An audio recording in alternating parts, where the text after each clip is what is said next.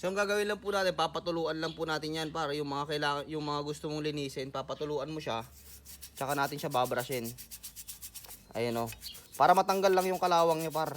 Ayun o, makikita mo dun sa parte na yun, natanggal yung kalawang niya. Para sa mga naghahanap po ng panlinis ng kubeta, yung mga tambutso natin, kung kalawangin na, para ito ma-advise ko sa inyo. Pang kubeta, maganda, hindi kakalawangin yung kubeta. Pero kung yung mga makina, yung mga kagaya po nito, ayun o, makikita mo tambutso po natin. Pinalitan po natin kasi malapit na yung bagong taon, par. Ayun, malakas yan. So, naka-ready lang, pansamantala, naka-silencer po muna yan. Ngayon, balik tayo. Ayun o. Ito par, yung gusto kong tanggalin. Nag-i-start kasi yung mga kalawang niya, tinago natin mga 1 week na. Kita ba? Ayun o. Nag-i-start na yung kalawang niya kumakalat ng kumakalat. Ngayon ang gagawin po natin dito, babrasin po natin siya at tatanggalin yung kalawang bago natin siya itago. Ngayon ang gagawin mo muna para hindi siya kalawangin ulit, bumalik sa kalawang niya. Kailangan mo talagang ano yan, kuskusin na maigi, sabunin kapag katapos mong gamitin tong tough.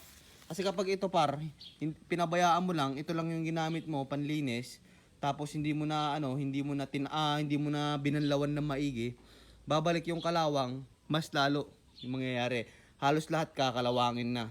Yun yung karamihan kasi nangyayari talaga. Pero kung pang CR talaga to par, ay hindi na babalik. Mas lilinis yung CR par. Para lang sa mga metal yun na, yung mga metal kakalawangin. Pero kung yung CR, par hindi naman ano yung pundido yun eh. Mas lilinis ng gusto. So tara linisan natin. Natatanggal nga talaga. Pero yan, babalik yan kung hindi mo siya kukuskusin na maigi, hindi mo siya babanlawan na maigi. Ayun o. Ito kasi par, lilinisan lang natin.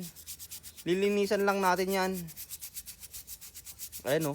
Par, bumalik na yung puti niya. Ganun din yung gagawin natin sa kabila. Papatuluan mo lang ng ganyan para kung makikita mo kalakalawang. Ayun o. Lumilinis na siya kaagad, nagiging stainless na ulit. Ngayon, babanlawan natin marami kong beses inuulit. Babanlawan mo yan na maigi. Para, kung pwede, sabunin mo. Para hindi na bumalik yung kanyang kalawang.